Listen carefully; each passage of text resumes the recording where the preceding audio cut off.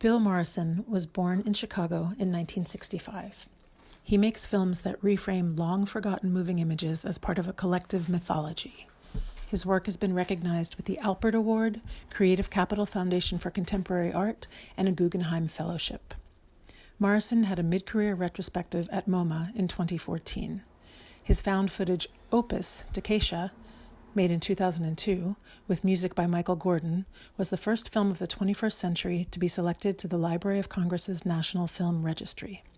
The Great Flood, made in 2013, with music by Bill Frisell, was recognized with the Smithsonian Ingenuity Award of 2014 for historical scholarship. DAWSON City Frozen Time, made in 2016, which you all saw this evening, with music by Alex Summers, was included on numerous lists of the best films of the decade, including those of the chief critics for the Associated Press, Jake Coyle, the Los Angeles Times, Kenneth Turin, and Vanity Fair's Richard Lawson.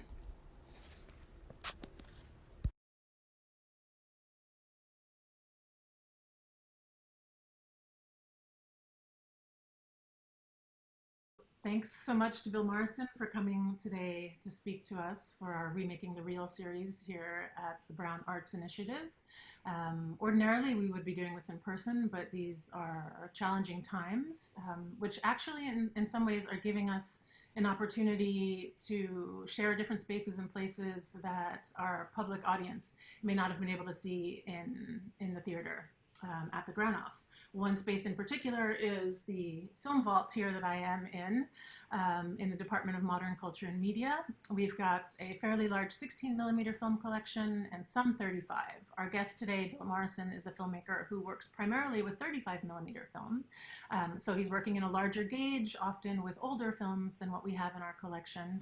But I thought it would be fun to kind of give our Brown community and the public a chance to see one of the spaces that I've actually been finding some refuge in during this trying period with COVID.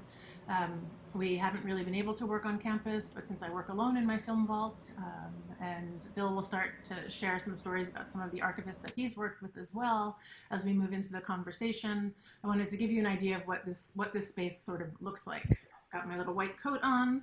You can see our temperature and humidity. Bill, I've actually followed your work since around 1999. So that makes a little bit over 20 years that I've been aware of you and your work. We've met in person before at some of your presentations at archival conferences or simply at screenings. And it's really fantastic to have you here to speak about the film that our guest just watched, DAWSON City Frozen Time, which came out in 2016. You are currently at work on another film that is, quote unquote, almost in the can. We'll get a chance to talk about that at the end of our conversation today. But really excited to have you here to talk about DAWSON City Frozen Time, because it dovetails so well with this theme of remaking the real that the Brown Arts Initiative has for the next 3 seasons. Since I followed a lot of your work, some of your short form work, and now moving into your longer form films, I was really excited to see how DAWSON City built on kind of a second act that I see for some of your work, moving into, you've always worked with archival materials in different stages of decomposition. You've always worked with historical materials and let that history rise to the surface in your films. But on the heels of the work that you did with the film The Great Flood, where you were working actively as a historian and as an artist and as a filmmaker, to see how this surfaces again in DAWSON City Frozen Time is really fantastic. To see that kind of continuum and growth in your work. One question that I have regarding this is DAWSON City, however, is a bit of a departure in the sense that you've got a preamble that precedes the opening credits of the film that we just watched that's already setting a different tone for this film. It's 1978, it's a recreation center being built where a gambling hall used to be. And this film footage and stills of the excavation of the reels that make up your film, DAWSON City. Did you always plan to use this excavation footage as part of the film? So First of all, thanks for Brown Arts Initiative for having me, and I'm so thrilled that Regina, you're on staff there, and or my interlocutor here. So this is a great, happy circumstance for me. It is a shame that I can't be in Providence this week, but in some ways, this is the new reality that we're all growing more and more accustomed to as the year goes on, and maybe even as the years go on. So we'll just take this as another bump in the media and another bump in the archive that we're embracing here. So uh, along those lines, yeah, I mean, the Dawson City film find, as the people who found the films insisted it be known as, um, really began as an archaeological find, which is different than how most films are are discovered. I mean, you'll find these rare cases, but generally they're in collections that are in some barn somewhere. I'm talking about old nitrate or silent films that they've uh, accrued in a projection house or in a storage facility, or um, generally some daughter or granddaughter has become the caretaker of some collection that the crazy grandfather wouldn't let go of, and that collection finally finds its way to an archive. Um, there are some of these outlying stories about films that are actually buried or found under water or in mines. And Dawson City is one of the most dramatic, if you will, in that it intertwines sort of an archaeological story with a buried historical event, that being the gold rush and the Klondike Gold Rush, which began, um, well, I guess some 80 years before the films were discovered. So uh, a key element of this was that there was people in the 1970s, specifically Michael Gates and Kathy Jones, as she was known at the time, who took pictures of these films as they were being exhumed from a construction site. And that was really a key part of my vision of the film, is that we had these images. Because God knows there oftentimes people don't have the wherewithal or understand what they're uh, taking out, that the photographs, the reel on the end of a shovel in mud actually tells the whole story. And Kathy, God bless her, was a good photographer and had a beautiful camera and took those shots, something that the archivists who showed up on the scene did not have, or their camera misfired or something. So we were greatly indebted to Kathy. And I approached the Gates firstly just to try to clear those photographs. So I always understood that um, that the images of the archaeological dig, if you will, were going to be a part of it.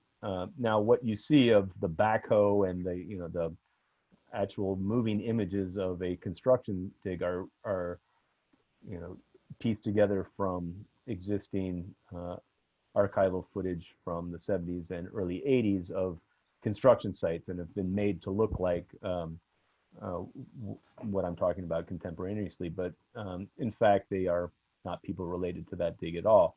Um, as a concept, as a way of constructing the film, I thought of it as an archaeological dig, and that we would meet the viewer at the surface, and in this case, that was that recorded interview with Mad Dog Chris Russo on the baseball program, in which I'd been invited on because among the things that uh, we came across in the archive was this 1919 World Series footage, and that really um, became a cause célèbre for the baseball world, who were convinced that I was making a movie about that. Uh, I think it was the end of 2014 where I came on the air and talked about that with Chris, where I was still really in the beginning of making that film. Um, but that footage appears as sort of the same type of off-season baseball interview footage that you would see in a bar or um, you know, on any sports channel with the same kind of set. And in 2014 and indeed today in 2020, the I don't think that set is going to change much. And from there, we kind of dive down, and that's contemporary media, right? That's digital media as we receive it over our cable wires, uh, and from there we went down to the the footage that Kathy shot of the photograph that Kathy took of uh, the find, and then from there the beginning of nitrate and uh, crawling up through the years in the chronological order from this pit um, into back to the surface again. So it was always, I guess, a very long-winded way of saying that that was always part of the plan. Excellent. Yeah, and we talk a lot in media studies about media archaeology, right? So it's really nice to kind of think about this actual topographical, geographical excavation of a particular geographic space and place in the Yukon Territory in Dawson City, and then to think about all the ways in which your films are a different type of archaeology, and your creative works, and particularly for this film where you've already touched on the fact that you're using more contemporary video footage. You worked with photographic stills. We've got the nitrate film in various stages of decomposition. You looked into newspaper archives as well, some of those that you may have accessed digitally and others that you may have accessed in an actual paper form from personal collections. So there's the layers, the archival layers that exist in this film, that kind of conceal, reveal, and reopen spaces are also really quite fascinating. Um, One of the things that we talked a little bit about before this conversation were some of the particular clips that form a type of refrain in the film itself. But before getting to that, I'm also thinking about the fact that you just mentioned the 1919 World Series footage, and that this was kind of a big find for baseball fans and for early, and baseball and cinema have had a long love story. Some of my first film professors in college always said baseball is the most cinematic of sports. You will never find a more cinematic sport, and that may well have been the case when a long take was a more a more integral part of a classic kind of narrative film. But we've moved so far from things like the long take that I often wonder, is baseball really that much of a cinematic sport? I would argue that boxing is the thing that drove cinema as a commercial. Well, boxing and pornography, but Yeah. the ability to show a boxing match to a theater really drove the commercial viability of cinema, And again, more than a baseball game. yes, but sports, and so it's sports and current events, and I'm not sure if my professor was saying it was the driving force, just that he found it the most cinematic. So Okay, well, he would go on and on about how baseball was the most cinematic of sports. But I would have to agree with you that I there are a lot of baseball mystics out there, you know. yes. But the interesting thing is, because you accessed these archival collections from the Dawson City Fund, from the archives at in at the Library of Congress, correct? Well, sorry, there's duplicate copies in both Library Archives Canada and Library of Congress, and I have a great and long relationship with the Library of Congress. But in fact, I accessed almost everything from Library and Archives Canada in this case. Excellent. So you went to the Library and Archives Canada, and you were sifting through these collections. So what's interesting is that collection had been there for quite a while, but your work and your film and this project kind of brought back into relief this 1919 baseball footage. So I find that sort of another layer of this type of media archaeology and the type of work that you do in reclaiming imagery. So this was sitting in the archives for a while, but it may have been that someone in the archives may have identified the reel. It had a title on it, but no one really had the time to perhaps sit and look at that more deeply and consider how that might become part of another project. Yeah, nor is that their job. right? I mean, Right. they were taking the metadata and copying it and cataloging it, and thank God they did. Yeah. And think of it as two different functions of a brain. You know, one is storing memory, and the other is a synapse that's recalling it. Yeah. And I like to think of myself as the synapse. You know, so I came in, um, uh, you know, because of I'm already a White Sox fan, so one of the first things I did was to search for White Sox, and then within the first afternoon, discovered that there was 1919 World Series that they didn't know existed, and therefore probably no one else did either. And indeed, it was a 5 minutes that no one had seen of this footage, and quite remarkably, and I think about this sometimes, it captured a a double play that or a missed double play that was used in the testimony of the trial. So it was the only visual record of something that had already been described over and over as part of the history of this thing. And I think about that because all the series of chances from that camera, that there was a camera running when that play actually took place or didn't take place, depending on your perspective. That play was representing what was then a 9-game series and was cut into a very short 3 or 4 minute newsreel that encapsulated this entire series. And so the idea that one uh, defensive play out of all the possible plays could have been in there. Okay, and then that made it into the newsreel. That newsreel circulated, and it circulated as far as Dawson City, which not all newsreels did, of course. And then of the newsreels that made it to Dawson City, many of them got dumped in a river or incinerated or lost in other fires. This was one of the lucky ones that made it into the defunct basement of the library, and from there into the swimming pool. And then there was another nitrate fire on top of that swimming pool, which brought the whole D3A down. So while all these films were buried in ice, there was a raging nitrate fire on the surface above them. And then of those that were excavated, some of them are, I believe, still under the ground there in the Yukon. Some of them didn't make it out. Many of them were determined, to be too long gone, no image. And then a few of them made it out of the Yukon to Ottawa, where they were restored.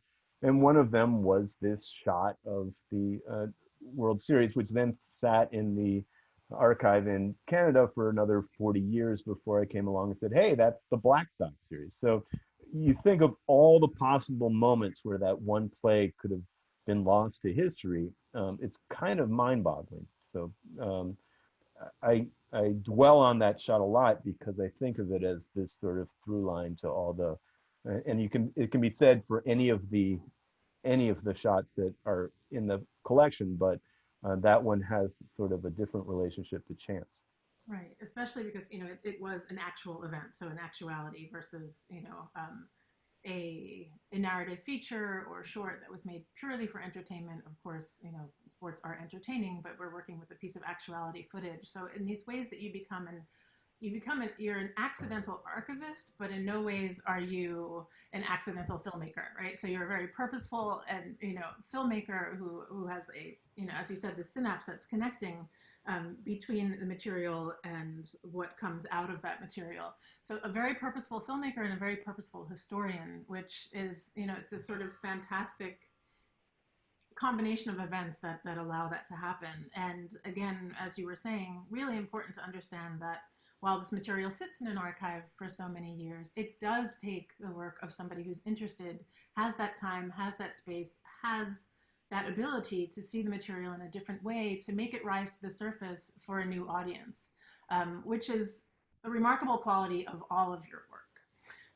And really, really something that I'm sure the people who have just finished watching this film, if they haven't seen your work before, will get that sense from it, and hopefully will want to see some of your other work as well, because it's part of an oeuvre that you've created that is it's so important to think about the ways you enter into these particular historical moments through the materiality of the image and then being able to layer that with research that you've done, whether that is research through oral histories with individuals who experience those particular moments, reaching back through other documents and other archival collections, or simply your own experiences with the material.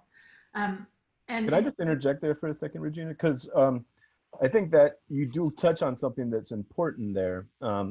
Most people who are making documentary films using archival material are coming from it from a completely different angle than I am, in that they're looking for a shot that supports a topic that they've already chosen. And that's, I would say, 99% of the people who are doing research, right? When you're trying to tell a story or make a point, you want to find some historical confirmation of that.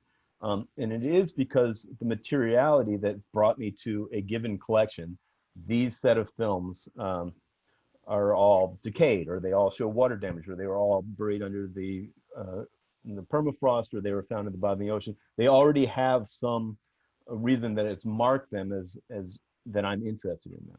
And so from that, instead, I often liken it to, instead of looking for the needle in the haystack, that is looking for that perfect shot that's going to illustrate your point, in all the archives in the world. I started with the collection, found something within that collection that already interfaces on the fact that it shows materiality, or it shows the historiography of this collection. And then from there, I'm extrapolating the story. So I'm sort of coming to it backwards. I'm taking the needle and I'm putting the haystack on top, you know. Which is I think a really beautiful thing, which elevates. I'm in no way saying that documentary films are not artistic works, but which puts you in a certain kind of space where you give the material the time, you give yourself the time to let it speak to you and to make those connections. And so thinking about this, I just heard one of my other dehumidifiers go on, which I might have to run and turn off in just a second. Let me do I'm that. looking at your humidity. You're still at 66% or 25%.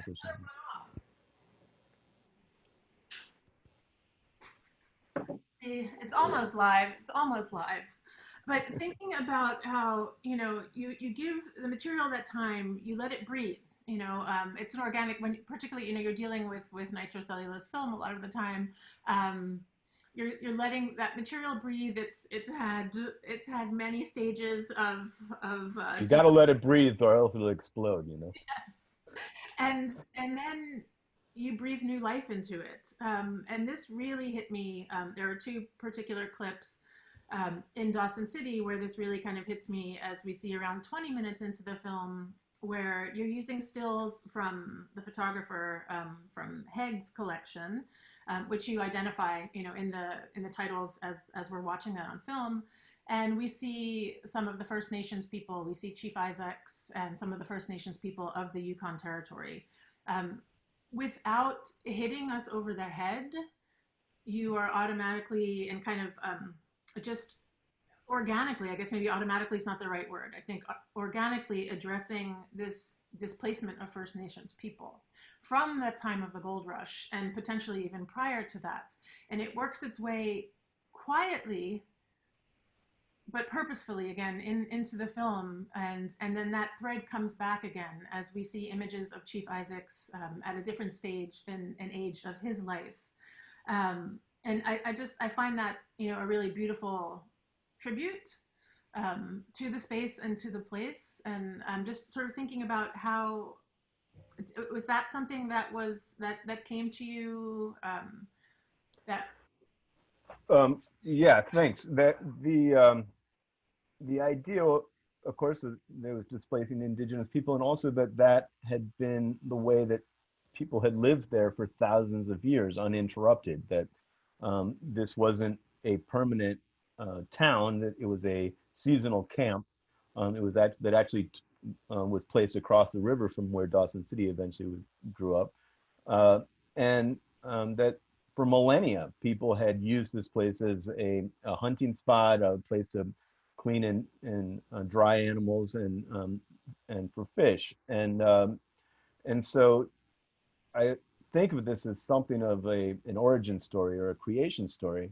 If you think of that as some sort of Garden of Eden, and we do sort of reference that, when you see the lumber fall, it's beyond the rainbow. And what I'm thinking there is that with the incursion of Western thought and the white man, European, you're getting film as a byproduct of that that in some ways encapsulate that thought and that expansion and that ethos. And so that the introduction of film is right here, goes hand in hand with the introduction of the European settler across North America. And Dawson City became a very compact distillation of what happened everywhere. No, in fact, you're the origin story of Dawson City and of this particular space, and then how that just beautifully meshes with origin stories of cinema. You give us some information in the film about nitrate stock and about the qualities of nitrate stock and early cinema, but then the ways in which I've watched this several times and I've taught it to some of my classes, and then each time I watch it again, I go, oh my gosh, the laundry list, the names of people from early cinema who pop up in the Dawson Film Fund, collection, and then appear, on the screen in your film. It's just, it's fantastic. You've got Sid Grauman, you've got Charlie Chaplin, you've got Fatty Arbuckle, you've got Pantages, you've got major entertainment mogul theater owners. William Desmond Taylor. Yeah. Can you share a little bit more about, just this was like hitting the load. This was kind of. So this I didn't know was going to happen. This was one of the things that was uncovered by research, and I was as shocked as anyone else. I did see there was this correlation between public cinema in 1895, 1896, and the discovery of gold in Dawson, and that I could make this parallel trains, if you will, between the development of Dawson City and the expansion of cinema. It wasn't until I arrived in Dawson City in, I guess, the fall of 2014 to begin this research in earnest and I interviewed the Gates, and I also met a librarian at the Dawson City Museum, a curator, who explained to me many of these cinema connections, which of course he knew for years. And I was flabbergasted, that Pantages and Grauman occupied the town at the same time. The William Desmond Taylor is one of the great, sort of Hollywood Babylon mysteries of, a murdered star of the silent era. Fatty Arbuckle makes his way onto the same headline as William Desmond Taylor as his court case is coming up for appeal, and he also makes his way into an early film that was found there. So there was different ways in that they could intersect any number of ways, either through a film that was uncovered there, or through the topic of a film such as Gold Rush, such as The Trail of '98, that told the story and reinforced the connection between the Klondike Gold Rush and cinema, and indeed the Edison newsreels. And it was a story that captured the turn of the century imagination, first as a way to strike it rich, and then as a way very dismissively as a fool's errand. And Dawson City became this sort of a joke, or a gold rush was, so few people made it rich there, and the ones that did were really conniving on the dreams of others. And the town itself was built as a sort of mimic of a frontier town of 50 years prior. So the whole thing had the feeling of a movie set, and it was just a very well documented town, because I think they all thought of themselves as living in a movie. Right, and that this was going to be their moment to strike it rich and to live that kind of dream, Yeah, to relive the California gold rush again in real time. Yeah. We lump it all together because it's all so long ago, but for them it was, and I think for a lot of the heroes of the Old West, it was a chance to go back up there for one more summer and sort of break out the old deerskin and play cowboys and Indians again. And I mean, it makes sense, obviously, that these films would be films that were screened to the audiences in Dawson City. So it makes sense that the theaters there would have chosen some of these. Some of it would just be what the distributors were offering at a particular time, and they would Yeah. take whatever those distributors were offering to fill their theaters. But the random beauty again is that it doesn't necessarily make sense that these are the reels that survived, right? Right. Right. No, Um, absolutely not. so Yeah. Yeah. again, that kind of that beautiful, just those moments where you allow yourself into that space, and you kind of you let yourself go, and you let the material speak to you. Um, you use the phrase in the film, a fever dream. You know, Yeah. you kind of that phrase comes back a few times, so we have a refrain of what this fever dream may be for you Hmm. as the filmmaker, and then also how you use that term to talk about the prospectors and you know, people like Eric Haig, who, you know, you talk about him having a 12-month fever dream Yeah. and then disappearing and heading, you know, to Nome, Alaska. What you know, is there a sense in which, even I'm thinking about some of your other work, um, films like, you know, even the Miner's Hymn or the Great Flood, or even some of your earlier work like Ghost Trip, which is a short where there is this sense of a kind of a fever dream. Uh-huh. Can you? Thank you. Thank you for comparing that. Yeah. I hadn't thought of that, but you're right.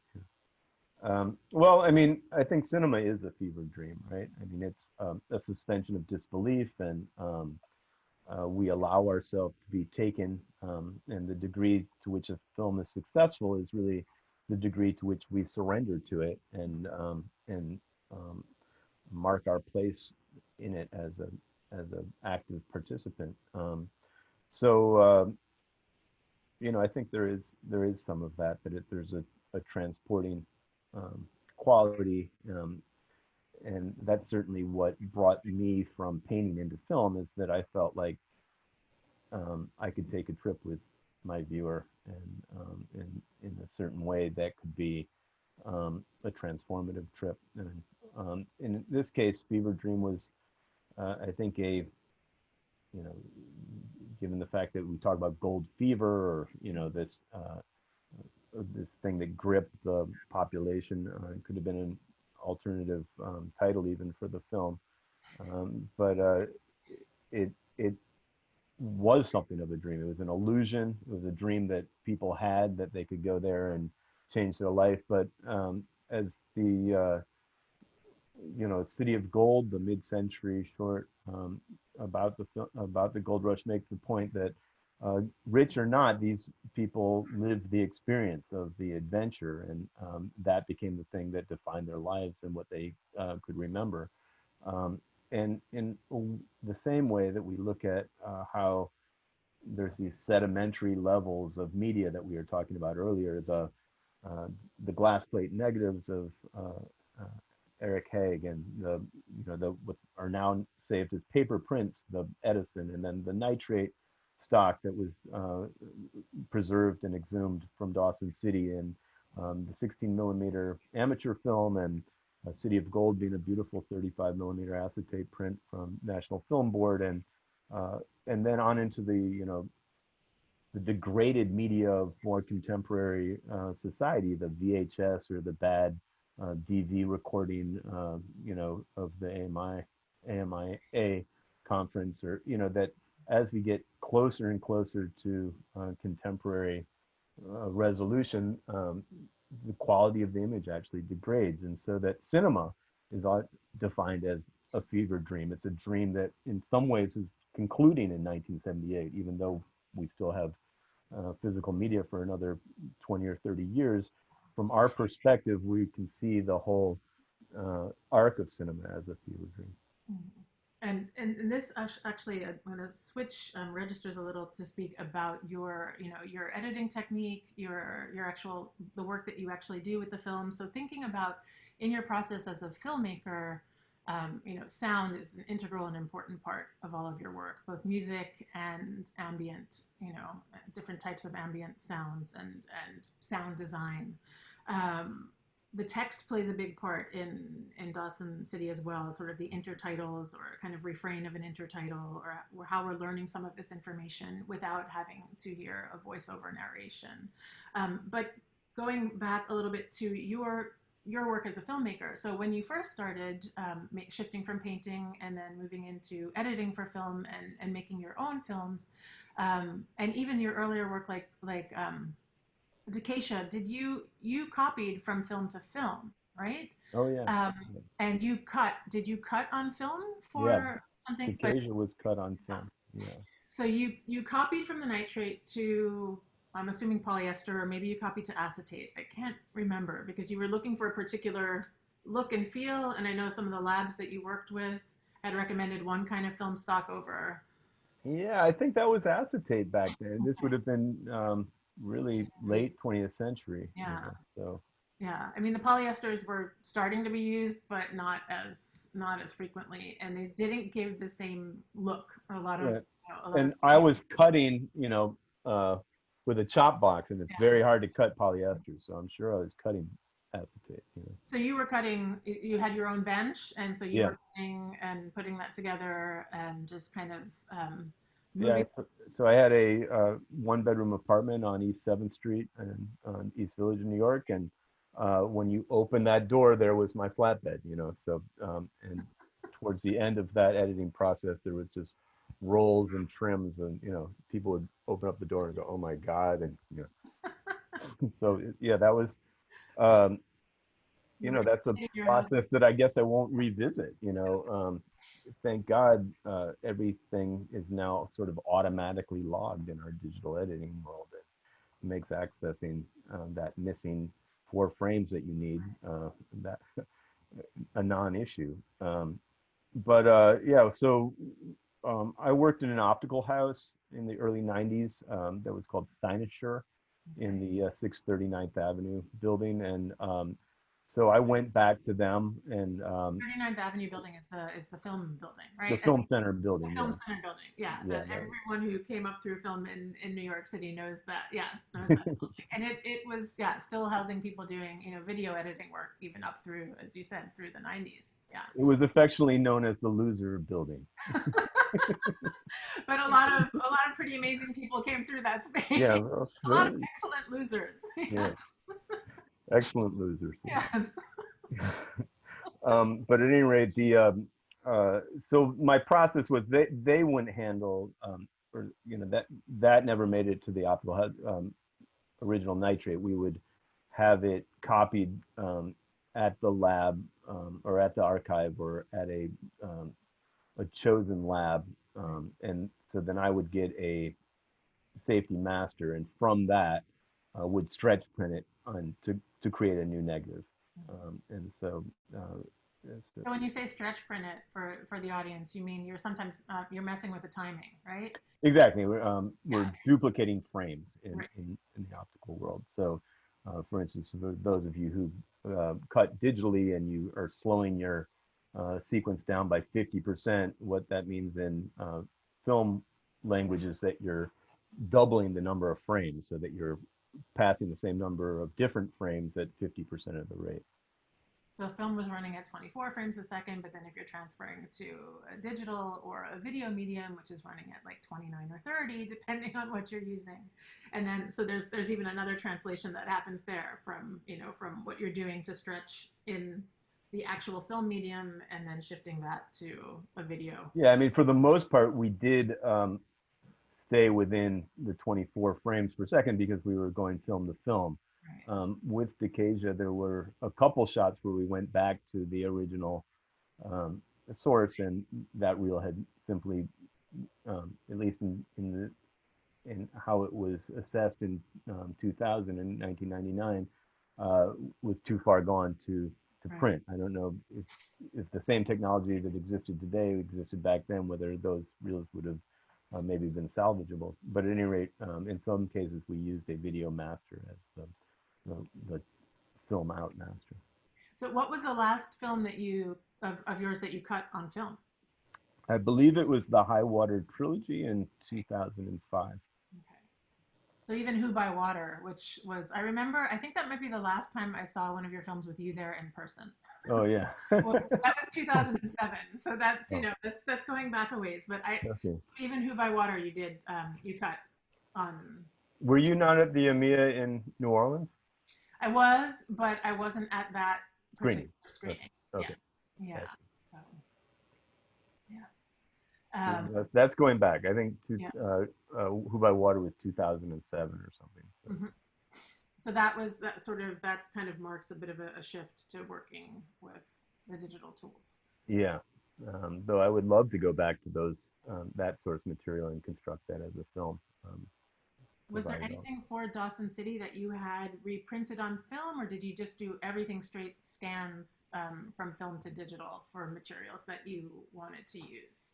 I think everything went scan, especially because the scanning also, it's much gentler Yeah. on the original source material. So not only could you get a beautiful image, but you could also get, for instance, the sprocket holes, and you were advancing it without using the sprocket holes. So there was a whole, and this is why I talk about the technology that's available to us now that wasn't available at the turn of the century, that uh, you know allowed us to explore images that were heretofore considered too risky. And then also the fact that when you're doing that, when you do that full frame scan and you get that end to end, and we see some of that in Dawson City where you show, you can see the sprockets, Yeah. you can see the sprocket holes. So the viewer and you are seeing this piece of film end to end beyond the classic framing that one would have seen in a movie theater. the, In the film becomes itself the document rather than yeah. just the material the content that it contains. So even for those who tend to want to be purist and say if it was shot on film, we should be experiencing it in a particular way, in a particular space, the way that it was originally intended to be screened. But what you're able to do with this film as document and seeing all of that available frame space, including into the soundtracks, which is really an important part of your work that I want to touch on as well. You're part of here. I'm gonna mess up the name of this unless I read this here. The collective that you work with, that is very, why am Oh, I not, bang on a can. yes. So the work that you, well, basically the work that you do in terms of the sound quality and sound design and music in your films, particularly in Dawson City. I was jumping from the soundtrack to say, like, Oh yeah. I don't want to not touch on the important work with sound design, Yeah. how integral sound is to what you do. You So know. with Dawson City, I worked with a composer named Alex Summers, Mhm. who really came up with the Icelandic band Sigur Rós as a producer and a composer for them, though he never appeared on stage with them. And it was really through that band that I was introduced to Alex, and through Alex to his brother John Summers, who did a lot of the sound design. So Alex and John worked very closely on Dawson City, and really that marked a marked change in how I had worked with composers in the past. In that, for much of the previous work, though, uh, whether the um, music was being inspired by some of the images or came from an idea that the images were going to be degraded, or the certain cache of images that I'd found had dictated what the piece was about. Um, for the most part, the music would be written before the final edit was. So we'd be working side by side in tandem, referencing each other. But um, by the time the film was ready to be finished, the music already had been finished. And so um, I thought I might be freezing here. Do you see me?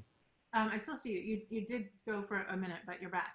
Okay. You're, So at any rate, in Dawson City, I worked in the more traditional way that directors and composers work, in that the film suggests a number of cues, and you send these cues to be written by a composer and scored in that way. And so, but it really was important to me, and we get back to this idea of a fever dream, that the music sweeps you along, and it becomes an encapsulating cloud that you travel with it, and that you're not snapped out of it until that snap out can be done with an appropriate effect, that it's planned and it's part of the theatricality of it. So working with Alex, you know, I was here in this room in Long Island for the most part, and he was in Reykjavik, and I would send him cuts, and he would send me back, you know, corresponding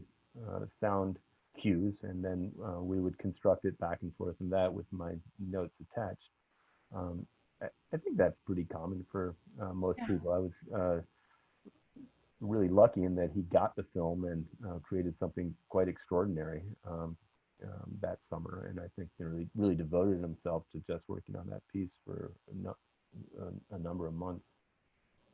And is it hypnotic film or hypnotic pictures? That is one of the. Hypnotic Pictures is what I call my production Yeah. company. Yeah. And there is a hypnotic kind of feeling to, how the sounds and how the music work, Yeah. that help to create, not, not putting somebody into a trance through for which they have no recourse for action, but it brings you into a certain space and place and holds you there, Hopefully. you're held there so that you can actually, kind of suture yourself to the screen and move into that space of Dawson City frozen time, which frozen, it's not quite frozen. It's still, there's still certain things happening within that frozen space, the way that tectonic plates move, the way that land moves, the way that things shift.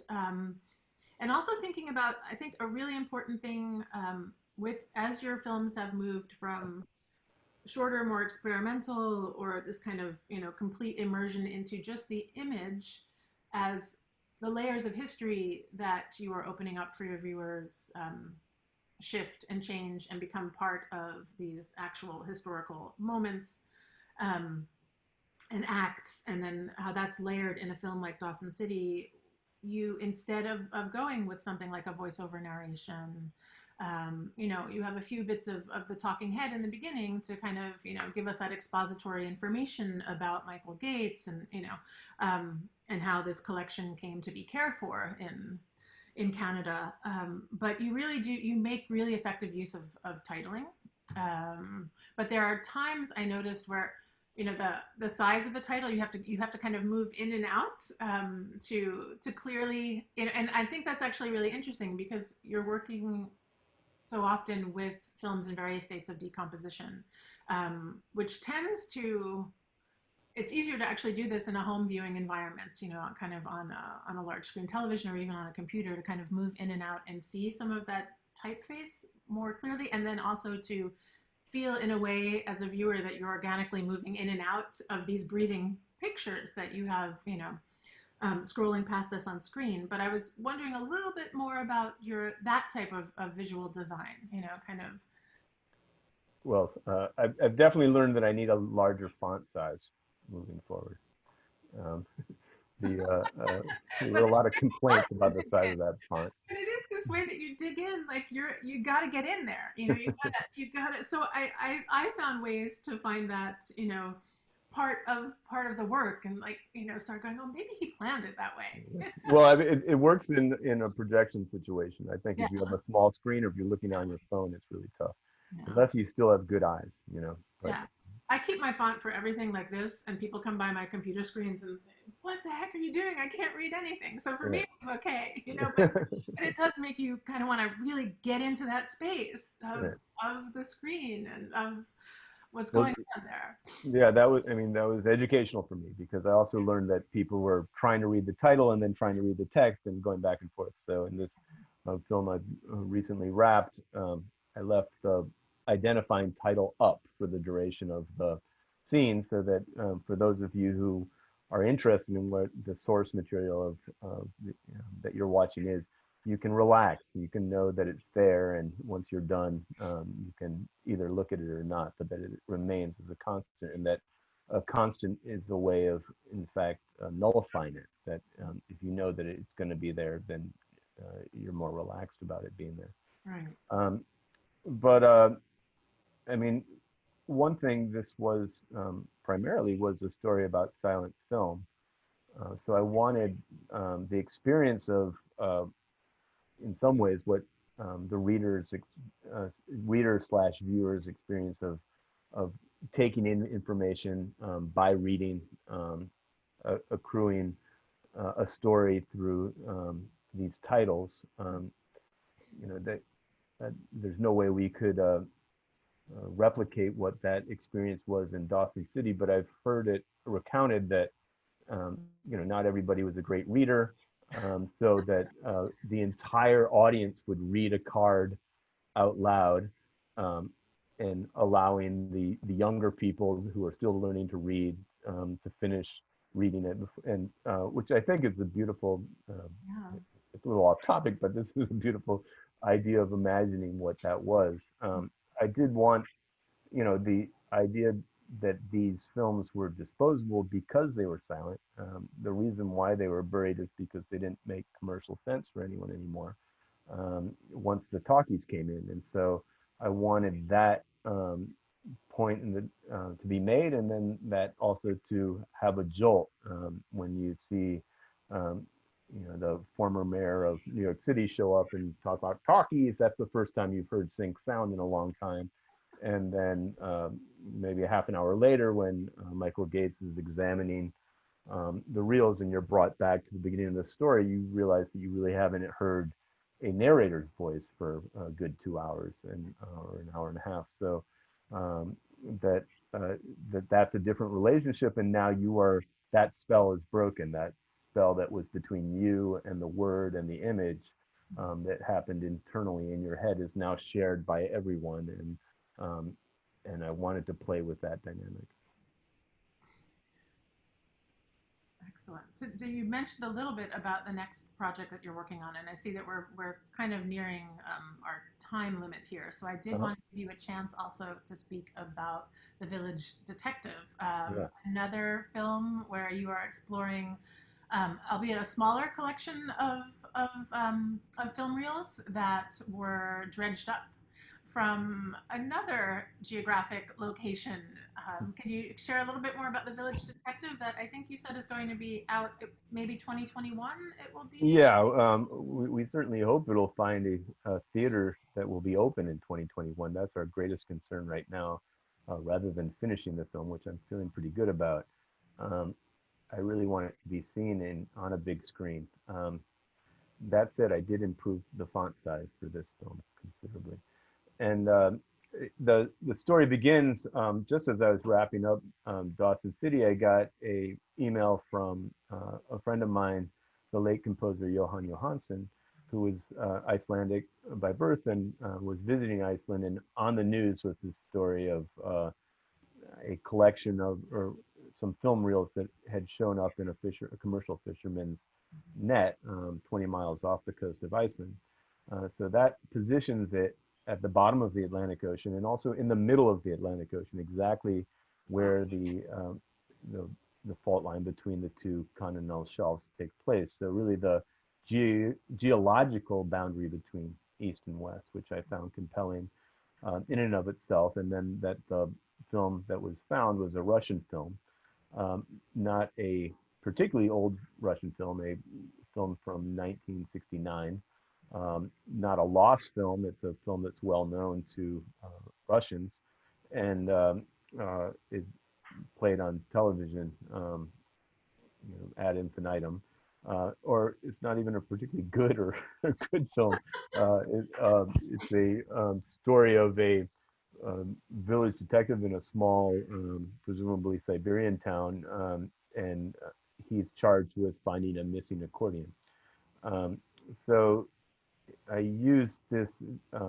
Four of the nine reels were recovered in the net. I think more were actually first recovered, but because they weren't fish, they got thrown back into the ocean before one of the fishermen said, "Hey, what is this stuff?" And again, we were very fortunate that they brought that to a news station, and that the news station then brought it to an archive, and that there's actually footage documenting these crusty old reels going into the archive, and people amazedly unwinding them and trying to figure out what it is.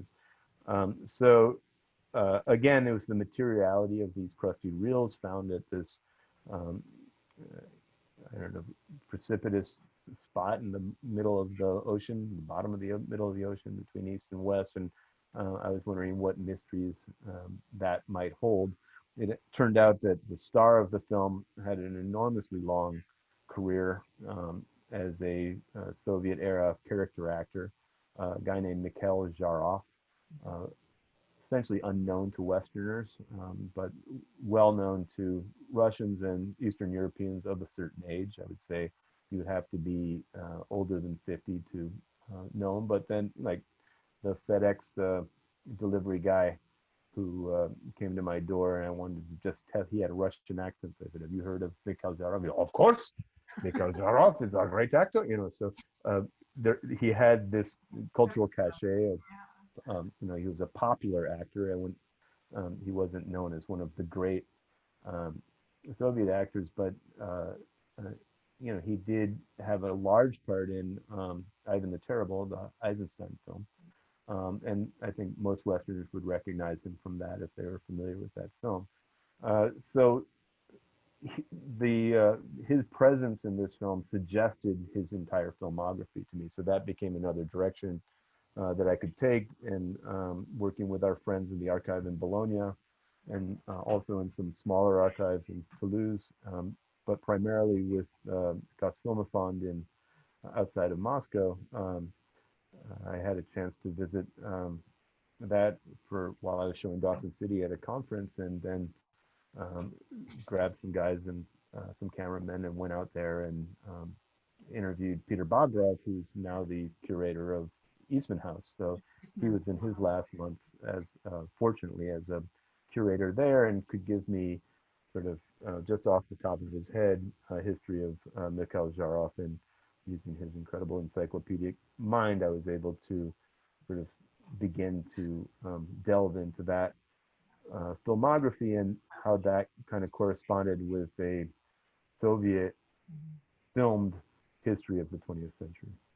Yeah, so you've now you're digging into, another, you're still working as a historian here as you're digging in and learning so much more about, Soviet and Russian cinema as well. And Well, you, I figured if Dawson City was a condemnation of capitalism, this can be a condemnation of communism. An equal opportunity in my there critique. you go. And somewhere there is a third way somewhere, or a fourth. I think we're all God, I hope we get there. yes. But if not, if we don't get there in our lifetimes, we have your films as meditations and ruminations to help us Well, thank you. imagine, a possible future based on an interpretation of a possible or impossible past. So yeah, I think that's pretty exciting. And I, for one, I know I'm excited to see how it all works out in The Village Detective. You gave me a sneak peek. I was able to look at it, but I don't know if I Yeah. got to see a final cut or if you're still massaging that. So I'm excited to see that come out into the world as well. And really thinking about, I don't want to ask you where you think you're going next, but if you have another project, are you still going deeper into the frozen north, or are you, you know, changing Well, course with I don't know where this next one's going, but there was this rumor that the Dumont television network oh yeah. was one of the big four, along with ABC, NBC, and CBS. There was a fourth network called Dumont, and that they saved a bunch of their archive on kinescope, meaning that they made frame-by-frame film recordings from video back in the day, and that those were all stored in an archive in Manhattan for decades until uh, the company, which stopped broadcasting in 1956, I believe, uh, but continued as a important television manufacturer and oscilloscope manufacturer. And the company was being sold in the 70s, and what to do with all these kinescopes that were sitting on the shelves in storage became a bone of contention between the selling and acquiring entities. And this was resolved by dumping the entire archive in the New York Harbor. Um, it's again, a fabled story. Edie Adams testified before the Library of Congress in a hearing in 1996, and I have been able, with the help of my friends from Library of Congress, specifically Steve Leggett, that uh, we have the recording of Edie talking about how that collection was dumped in the New York Harbor. Um, but Edie's an actress and a comedian and a businesswoman, and whether that's factual or anecdotal or took place is anyone's guess. But the idea is that there's this 3 barges of old kinescope recordings at the bottom of the New York Harbor, and I'm interested in whether those can be found. Dredging some of that, you're going to dredge the New York Harbor to find, or find them in, copies of things in other archives where Well, potentially there is some Dumont material that exists in other oh, archives. quite a bit, right? UCLA has a lot, Library of Congress has a lot. There is existing Dumont. So, right, there's that to fall back on. In the meantime, I have found a tugboat operator and acquired a license to dredge the New York Harbor. So I don't know if that's going to bring up anything, but whatever we do bring up will be worth shooting.